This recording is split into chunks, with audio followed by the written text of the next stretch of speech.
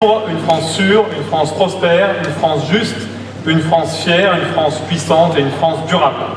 Après la France libre, voici la France sûre, car dans ce domaine, il faut bien le dire, la France est devenue porteuse de nombreuses zones de non-droit. Véritable poudrière dont l'existence même aboutit à ce que les Français restreignent leur liberté pour ne pas être en insécurité.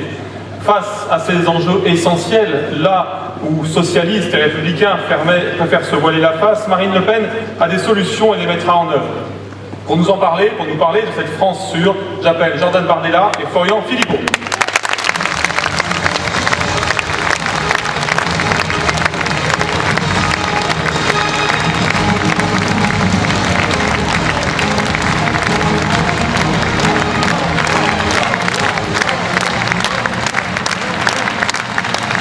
Je vous présente là aussi nos deux intervenants. Jordan Bardella tout d'abord, qui est secrétaire départemental du Front National en Seine-Saint-Denis. Il est également conseiller régional d'Île-de-France et président du collectif Banlieue Patriote.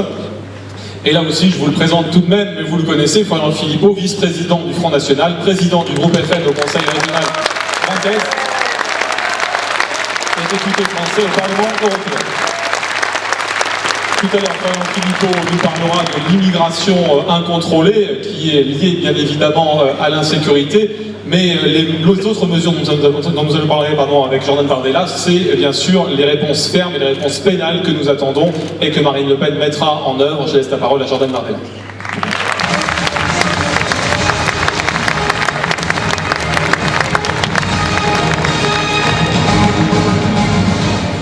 Madame la Présidente, chère Marine, Mesdames, Messieurs les élus, chers amis, la semaine dernière à Paris, un lycéen de 17 ans a été poignardé devant son établissement. Avant-hier, des surveillants pénitentiaires étaient agressés au cri d'Allahu Akbar par un détenu à Val-de-Reuil, dans l'Eure. Hier, dans mon département de la Seine-Saint-Denis, un homme a reçu une balle dans la tête en pleine rue pour une histoire de mauvais regard. Alors nous pourrions passer des heures à égrener la liste des faits divers quotidiens qui constituent la partie visible de l'ensauvagement profond de notre nation. Les chiffres du service statistique du ministère de l'Intérieur pour l'année 2016 sont sans appel. La délinquance et la criminalité continuent leur progression partout sur le territoire national. Rattrapés par la réalité, les chantres de l'identité heureuse et du modèle multiculturel ne parviennent plus à camoufler une société de plus en plus multiconflictuelle. En voulant sauver le vivre en paix à tout prix, ils en ont oublié de défendre le vivre en paix, fondement de notre cohésion sociale. Reculant sans cesse sur ses missions régaliennes, l'État est entré dans une culture de l'évitement et de la soumission. Le traumatisme des émeutes de 2005, le pas d'amalgame, l'angélisme ou le souci de ne jamais froisser une clientèle électorale potentielle sont devenus les leitmotifs de l'inertie et du laisser-faire. En préférant l'anarchie à l'ordre, en renonçant à une politique d'assimilation exigeante, en poussant au retranchement communautaire, les gouvernements successifs ont transformé des centaines de quartiers en zones de non-droit. Chaque jour en France, dans certains quartiers, dans la rue ou dans les transports, des femmes sont insultées, agressées parce qu'elles ne portent pas la bonne tenue ou parce qu'elles se refusent à répondre à des injonctions verbales. Alors mal nommer les choses, c'est ajouter du malheur au monde, disait Camus. À nier constamment la réalité, les responsables politiques de gauche et de droite se sont condamnés à ne jamais régler les fléaux qui frappent la France. Des centaines de quartiers dans nos banlieues vivent aujourd'hui sous la perfusion des trafics et de la criminalité. Il n'est pas acceptable que des milices de délinquants y imposent leurs lois, en toute impunité, que des citoyens soient fouillés avant d'entrer chez eux et que certaines familles vivent la peur au ventre.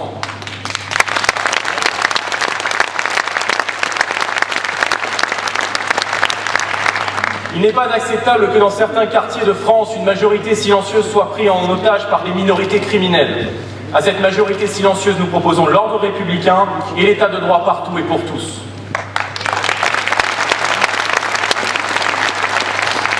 Du ministère de l'Intérieur au commissariat de quartier en passant par les préfectures, toutes ces zones de non-droit sur le territoire national sont minutieusement connues, là où parfois la police a ordre de ne plus intervenir.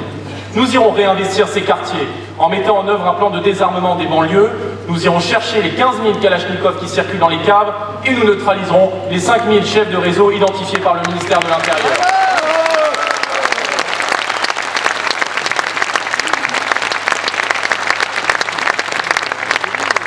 La lutte contre l'économie informelle doit redevenir évidemment une priorité de l'État. Il n'est plus possible de sortir le chéquier pour acheter la paix sociale. de laisser les milliards d'euros de la politique de la ville se déverser en pure perte et permettre ainsi à des élus locaux de subventionner massivement des associations douteuses en échange de quelques voix aux élections ainsi que d'une cohésion sociale artificielle. Il n'est plus possible non plus de laisser les trafics gangréner des quartiers et de voir l'économie informelle rester l'unique débouché pour une jeunesse désaffiliée. Pour lutter efficacement contre ces fléaux, il est indispensable de rétablir les renseignements de terrain, démantelés de manière irresponsable par le gouvernement de M. Fillon. Leur recrutement doit s'orienter vers des personnes plus jeunes, vers des policiers de terrain qui connaissent ces réalités, familiarisés concrètement avec ces banlieues.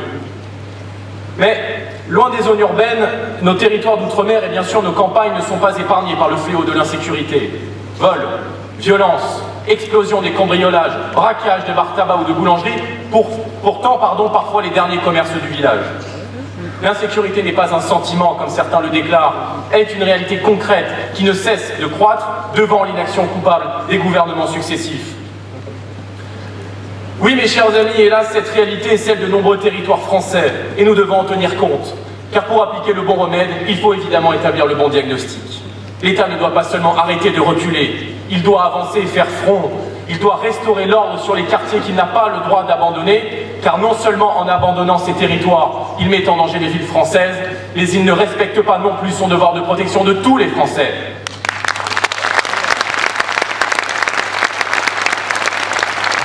Chaque jour en France, dans certains quartiers, des policiers et des pompiers sont attaqués parce qu'ils portent un uniforme, parce qu'ils incarnent l'État et la République.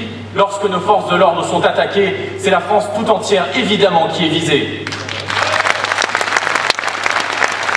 Nous avons tous ici en mémoire l'attaque de Viry-Châtillon dans l'Essonne, où 2 policiers ont été brûlés vifs par des criminels, et non des sauvageons, comme a pu scandaleusement le dire un ministre de l'Intérieur. Nous avons tous en mémoire le double meurtre de Magnanville, où un couple de policiers a été sauvagement assassiné à l'arme blanche devant leur enfant de 3 ans par un islamiste radical. Nous sommes glacés d'effroi quand hier à Paris, un soldat de l'opération Sentinelle a été attaqué à la machette par un ressortissant égyptien, notons-le, tout juste arrivé en France le mois dernier. Fort heureusement, celui-ci a pu riposter et nous lui rendons évidemment hommage. À lui, ainsi qu'à tous ceux qui mettent leur vie en danger pour assurer la sécurité des Français. Ils sont la République et nous sommes avec eux.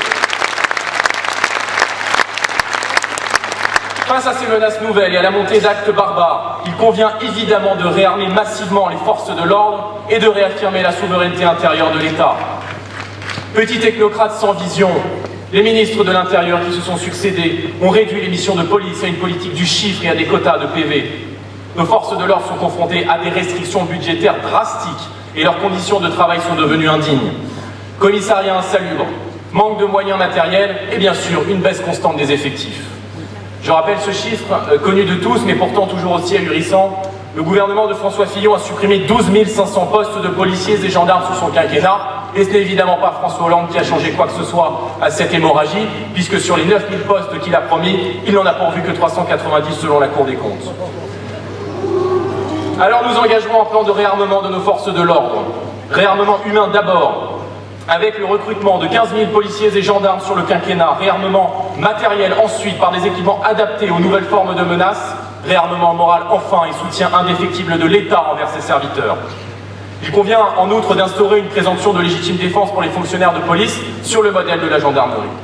Il n'est pas acceptable non plus, alors que l'insécurité explose, que des gardiens de la paix passent des heures à accomplir des tâches administratives comme l'accueil du public ou l'enregistrement des plaintes, mission qui pourrait être confiée à des fonctionnaires administratifs. La place d'un gardien de la paix est sur le terrain, pleinement investi dans des missions de proximité et de sécurité publique. Par conséquent, ils devront être libérés de ces tâches indues et recentrés sur leur mission initiale. S'agissant du statut militaire des gendarmes menacés depuis plusieurs années, nous le savons, celui-ci sera bien entendu garanti. Mes chers amis, vous comprenez donc que tout sera mis en œuvre pour rétablir le vivre en paix partout sur le territoire national et sous l'impulsion de la prochaine présidente de la République. La sécurité des Français ne se négocie pas, elle s'impose par l'état de droit et dans le respect des libertés individuelles. Tout devra également être mis en œuvre pour que le travail de nos forces de l'ordre soit accompagné par une justice implacable, démantelée, par l'UMP et le Parti Socialiste. La chaîne de répression pénale devra être redressée afin que la peur change enfin de camp.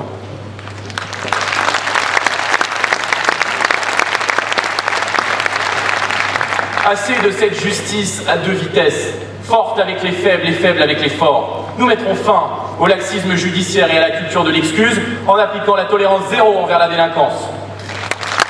Nous abrogerons tous les dispositifs de complaisance mis en place par Madame Taubira et avant elle par le gouvernement Fillon. Par idéologie, les ministres de l'injustice Dati et Taubira ont tout fait pour vider les prisons et recourir massivement à des peines alternatives. Nous rétablirons les peines planchées, nous supprimerons les remises automatiques de peine. Aucun crime ou délit ne doit demeurer impuni. La loi, toute la loi, rien que la loi.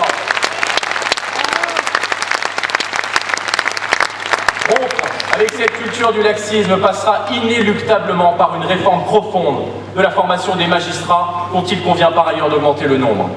Cela se fera nécessairement par la suppression de l'École nationale de la magistrature et par la création d'une filière de formation continue aux carrières judiciaires ainsi que par des écoles d'application. Rétablir une politique pénale ferme et efficace, c'est aussi et surtout recréer un cadre carcéral propice à une juste application des peines. Nos prisons sont aujourd'hui saturées. Près de 100 000 peines ne sont pas exécutées chaque année, faute de places suffisantes, et rendez-vous compte, près de 2000 détenus dorment sur un matelas à même le sol. Comment ne pas voir que cette situation est source de tensions et de violences quotidiennes entre détenus d'une part, mais également à l'encontre du personnel pénitentiaire. La prison est devenue le lieu de toutes les dérives, considérée comme un arrêt au stand glorifiant pour tous les petits caïds de quartier. S'agissant du terrorisme islamiste, n'oublions pas que ce problème est avant tout celui du laxisme judiciaire. Mera, Kouachi, Koulibaly, Abdeslam, Larossi Abala, tous sont d'anciens délinquants multirécidivistes passés par la case-prison, puis remis en liberté avant la fin effective de leur peine.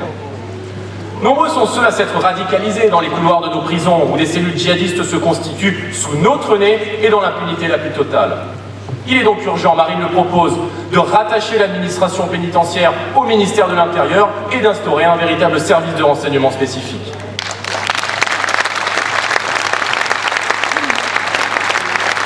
Il est essentiel de mettre en œuvre un véritable plan carcéral avec la création de 40 000 places de prison supplémentaires sur le quinquennat. Au-delà d'un impératif humanitaire, il s'agit d'une condition sine qua non pour enfin appliquer la tolérance zéro. Mettre en place une politique pénale ferme et efficace, c'est enfin prendre en compte les réalités du terrain et par là une délinquance de plus en plus violente, immorale, sans limite. La perpétuité réelle doit pouvoir être prononcée pour mettre hors d'état de nuire définitivement les individus multirécidivistes et dangereux. Cette disposition, pourtant essentielle de la chaîne pénale, est aujourd'hui proscrite par la CEDH. Il faut donc retrouver notre souveraineté par rapport aux juges supranationaux. La réalité du terrain, mes chers amis, c'est également une délinquance de plus en plus jeune. Des jeunes caïds qui ont pourtant fréquenté l'école de la République et qui trouvent normal d'agresser une jeune femme parce qu'elle se refuse à eux, de poignarder un homme parce qu'il refuse de laisser voler son téléphone portable ou encore d'arracher un sac et de traîner par terre des personnes âgées. Pour une bonne partie de ces individus, beaucoup n'ont même pas conscience de violer les lois morales les plus élémentaires de notre société, n'ayant jamais acquis les fondements de celle-ci. Au-delà d'une lutte implacable contre la délinquance des mineurs, il convient de responsabiliser les parents. Plus aucune prestation sociale ne sera versée aux parents de mineurs récidivistes.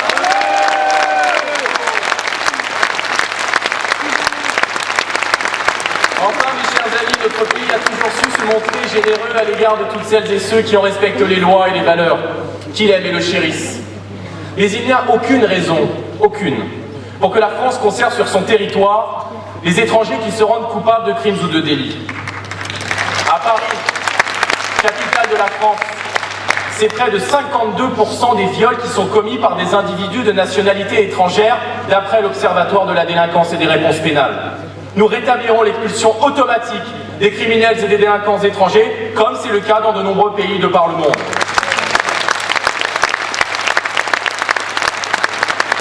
Ajoutons que sous réserve d'accords bilatéraux, ils purgeront évidemment leur peine dans leur pays d'origine. Oui. Mais toutes ces questions, mes chers amis, de sécurité sont aussi évidemment des questions de prospérité. On ne refera pas le tissu économique et social de nos banlieues, notamment si l'on ne rétablit pas l'ordre républicain. La France ne pourra être prospère si l'on ne rétablit pas la sécurité, tant la délinquance et l'insécurité sont des obstacles majeurs à tout développement économique et à une cohésion sociale. Le monde ne sera pas détruit par ceux qui font le mal, mais par ceux qui le regardent sans rien dire. Oui, mes chers amis, la prochaine présidente de la République replacera la justice du côté des victimes. La France sûre et apaisée, que Marine appelle de ses voeux, n'est pas seulement un slogan ou une affiche. Elle est un impératif politique, un cadre de société dans lequel chaque Français doit pouvoir s'épanouir dans la liberté d'être et de se mouvoir. Une France sûre et apaisée, c'est une France où la sécurité redeviendra la première des libertés.